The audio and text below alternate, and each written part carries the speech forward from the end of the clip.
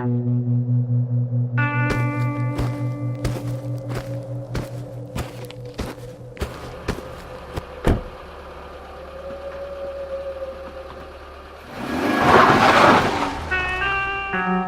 Happens at Night by Thomas Alexander. Bet you never met a spirit before. At least, not what you think a spirit is.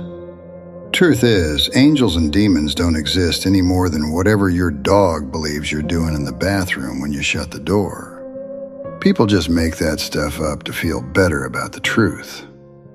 And the funny thing about the truth? It's a hell of a lot scarier than a pitchfork or a halo. They say an eye for an eye. They say God's watching. Well, if he is, he's got a real hands-off management style. Me? I'm the one who actually punches the cosmic clock.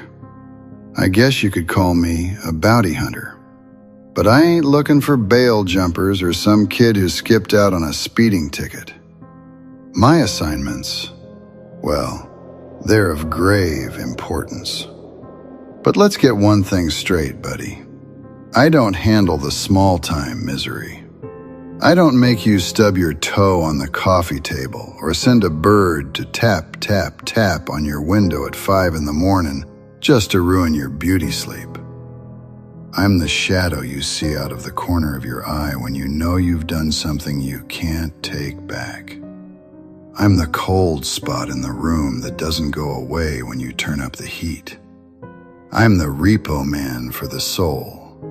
And when your name finally hits my list, well, I don't just knock.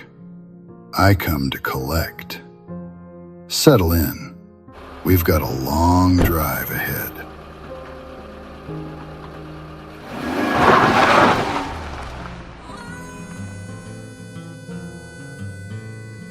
Tonight's first contestant is a real piece of shit. I don't say that often, but anyone who can hit their own mother has a special place in my heart. There's a certain kind of quiet you only find at 3 in the morning. It's not the peaceful kind. It's the heavy, thick silence that sits on your chest while the rest of the world is dreaming. Most people don't see what moves in those shadows. But from the driver's seat of a black Mustang with a long road ahead, you see everything. You see the debts that have been growing in the dark. Everyone's got a tab. Most folks pay a little here and there. A bit of honesty, a grain of kindness. But then there are the high-profile cases. The ones who spend years racking up a debt they think they're too mean or too loved to ever have to pay. They think the bill is never coming.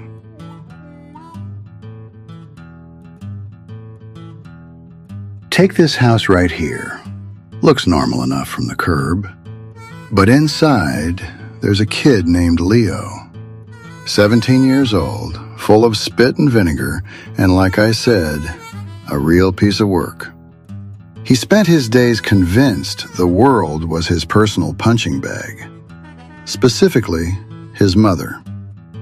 Leo didn't just have a temper, he had a hobby. He liked to see how far he could push a woman who'd spent her whole life trying to keep him upright. He'd break her things, he'd break her spirit, and every once in a while, he'd leave a mark that didn't wash off with soap and water. He thought he was the king of this drafty little castle. He figured her love was an infinite line of credit. He was wrong. Because even unconditional love has a limit, and Leo was about to hit it at 60 miles an hour. It started on a Tuesday. Leo was in the kitchen, mid-rant because the cable was out, when his mother walked in. She wasn't alone. Behind her stood a man, tall, draped in a suit so black it seemed to swallow the kitchen light. He didn't say a word. He just stood there, hands at his sides, watching. Leo did what Leo does. He puffed out his chest. He screamed.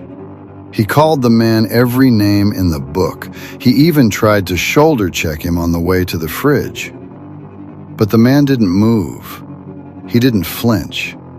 He didn't even acknowledge Leo was in the room. He just looked at Leo's mother, and for the first time in years, she looked peaceful. She didn't look at her son. She didn't flinch at his shouting. She just went about her evening like the monster in the room had suddenly turned into a ghost. Leo didn't sleep that night. He sat up, gripping a baseball bat, waiting for the stranger to try something. But there was only silence. The next morning, the house was empty. No breakfast on the stove. No mother. No man. Leo went to school, fuming, planning the speech he was going to give her about bringing freaks into his house. But when he got home, the silence was still there. He ran upstairs, checked her room, nothing. He checked the basement, nothing. He was halfway through calling the cops to report a kidnapping when he walked into the living room. There he was, the man in black, sitting in the living room, staring at the blank television. Leo lost it. He swung the bat. He screamed until his throat was raw. He threatened to kill him, to bury him, to burn the house down. And the man? He just sat there. He didn't look up. He didn't blink. He treated Leo like a flickering light bulb. Annoying, maybe, but ultimately irrelevant. The cops came, of course. Leo was hysterical, pointing at the chair, claiming his mother had been snatched. But when the officers looked, the man was gone. They looked at Leo, the kid they'd visited a dozen times for domestic calls, and they didn't see a victim. They saw a kid who'd finally snapped. They left with a warning, and as soon as the door clicked shut, the man didn't come back. Not for 3 days.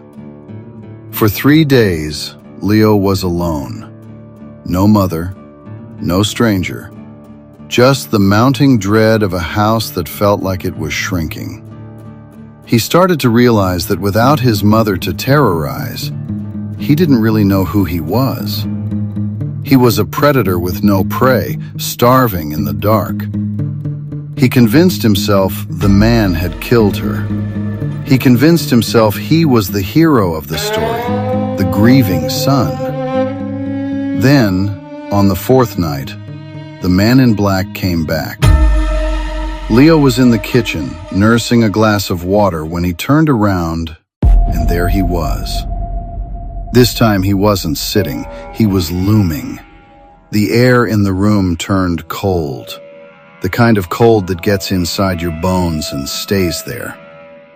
Leo tried to back away, but his legs wouldn't work.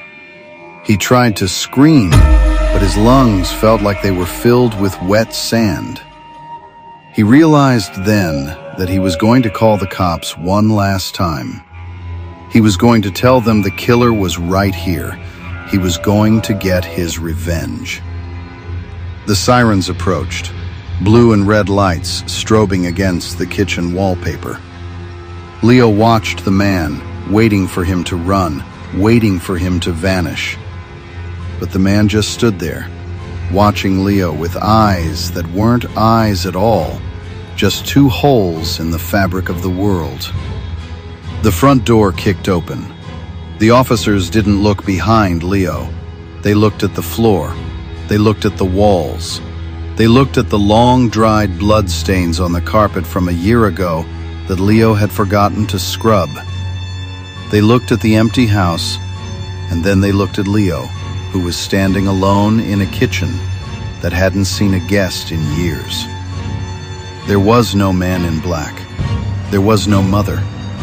There was only a boy with a history of violence and a story that didn't make a lick of sense. As they clicked the cuffs onto his wrists, Leo screamed for his mom. He screamed for the man to show himself, but the man was already gone, and so was she.